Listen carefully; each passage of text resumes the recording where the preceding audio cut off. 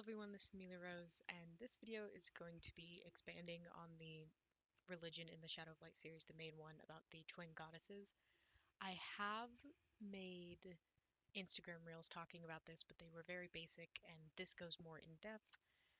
The story's more fleshed out, and there's also some extra details about the twin goddesses and the places where they are worshipped. So, the most common story, though there are many variations, the most common story was two young women lived in a remote village. The elder sister practiced sun, astral magic, and light magic, while the younger practiced moon and necromancy. And one day the village was attacked, and the younger sister's husband was killed in the attack. Some stories say her parents, her child, or another sibling, but the most common one is her husband. But in her grief, her magic exploded, very similar to what Mia does in Child of Night, and it became a whirlwind of violet shadows. Her elder sister was scared for her, managed to get through the whirlwind, and made her magic explode as well, as Miana does to protect her sister. And the gold of her sister's aura joined the violet, creating a weird sort of whirlwind of combined magic. And due to this magic combining, the sisters lived. After spending a few days in a coma, they woke up, and when they woke up, they both had violet and gold flecks in their eyes, the elder sister having more gold and the younger sister having more violet. They had seemingly mastered their astral magic without any more training and became the strongest in their area and likely in the world as well at their astral magic, which is typically very difficult to even start learning. There are very few people who manage to master it, but seemingly overnight they had managed to master it without any more training.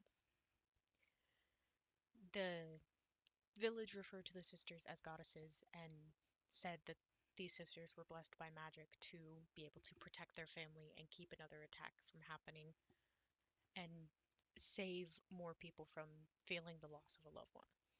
The identity of the original sisters has long been forgotten, but over the years, the same magic that blessed the first two sisters has gone on to bless other pairs of sisters, sometimes cousins, sometimes best friends, sometimes biological sisters, leading to many goddesses over the years. Now, with the goddess of day, in a pair of biological sisters, she is almost always older. She will always have more golden flecks in her eyes than violet, and throughout history, they were known for their kindness and love of music, and both goddesses are known for a love of dancing. There is, especially in Neto Island, more to the religion than just the legend and worshipping the magic. And the sacred metal of the goddess of day is gold, and with the sacred weapon, it is her sister's sacred metal with day or sun imagery carved into it. So, a sacred weapon for the goddess of day that any practitioner can have is a silver dagger with clouds and suns etched into the hilt. Now, as of book 2 and book 4 as well, there are 4 currently known day goddesses. Evelyn Bandura, and she is actually the High Priestess of Day in Neto Island currently. Luna Smith, who is Alekandra's cousin. Rachel Lanka. Now we meet her in Hold On. She is the mermaid that Atlantis speaks to. And Diana Caesar, who is the sister of Atlanta's mate. She is Amber's elder sister. Now, the goddess of night in a pair of biological sisters is almost always the youngest. She will always have more violet in her eyes than gold. And the goddesses of night have been known for their protective nature are and are known to switch between kind and cruel at a moment's notice. They can go from being the kindest woman in the world to the cruelest the second they think they have to. And as with the goddess of day, is known for her love of dancing. Her sacred metal is silver, and her sacred weapon is a golden bow with the moon phases carved into it. Now, as of book 4, there are 4 night goddesses. This has not changed from the Instagram reels. Simona Bandura, who is Evelyn's younger sister, and she is currently the High Priestess of Night at the Temple of Night in Neto Island. Amber Caesar, who is Atlanta's maid, she decided she wanted to serve Atlanta and join the sorry, join service at the palace because she became friends with Atlanta. Now, Alejandra Haugen, or Smith, as we know her in Childhood Night, she is a night goddess, so she rarely uses the side of her magic. Um, but she is Luna's counterpart, and she is actually older than Luna. This is one of the rare occasions where a goddess of night is older. Typically, even when it's not biological sisters, the goddess of day is almost always older. Alec is one of the few exceptions. She is roughly 3 months older than Luna. Now, Alina, or Lena Lenka, is Rachel's younger sister. She was going to appear in Hold On, and then I believe she ended up not appearing, but I know she's mentioned by Minerva, Atlanta's grandmother. So where its practice is Neto Island, Atlantis, Brianna, and Driana, which are two extinct kingdoms, and Saras, which is still standing. It's a kingdom in South America, and it's managed to kind of remain hidden and operate in that area. So, how it's practiced, there are only two temples in Atlantis. There are no high priestesses there, and the temples are always closed except for special events like a royal marriage. And the people of Atlantis worship primarily through actions. So, for example, Atlanta, she would practice or worship the night magic. She would practice moon astral magic, star astral magic. She would um, have stars embroidered into her dresses. And Adrian, who would worship day, he would have suns embroidered into his clothing. He would practice sun astral magic if he ever did.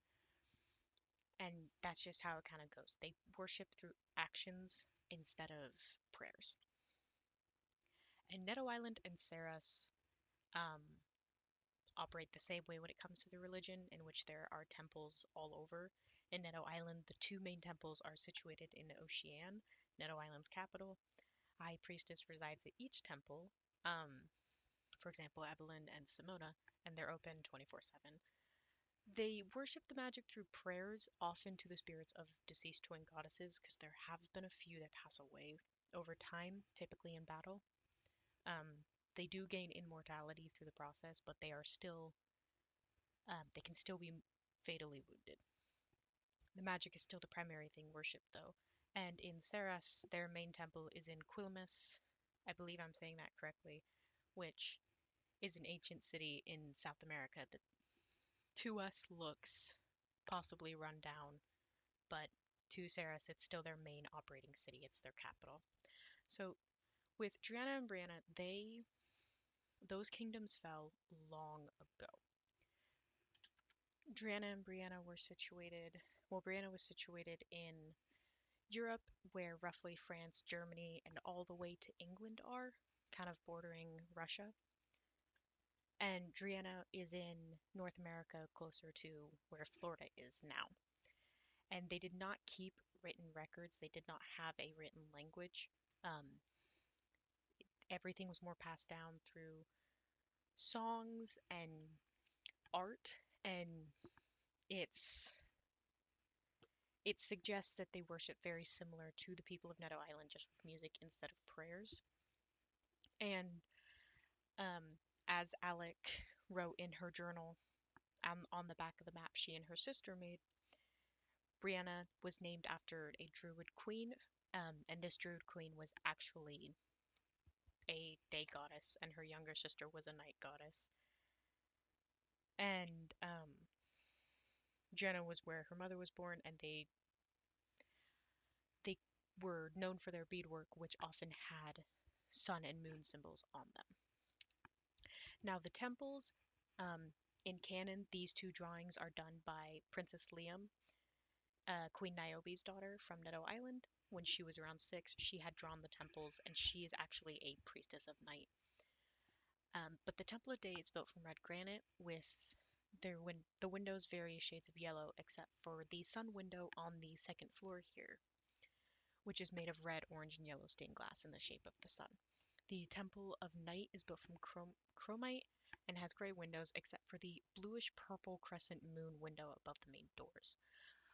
Unlike the Temple of Day, which is an open courtyard, as you can kind of see here, with the worship space in the middle, the Temple of Night has lockable doors and a kind of open courtyard in the middle, which would be roughly here.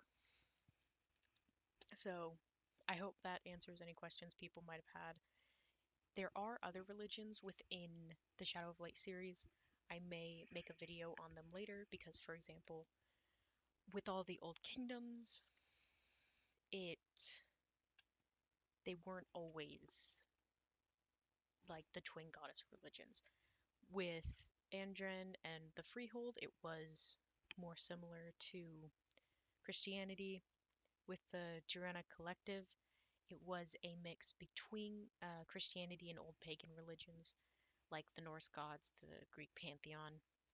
It was sort of a mash of all of them, and it's where the Greek pantheon actually came from, even though the Durana Collective, if I'm looking at my map right, which I might be wrong, is situated somewhere roughly, I think, near Australia. Um, but thank you so much for watching. Stay safe and have a lovely day.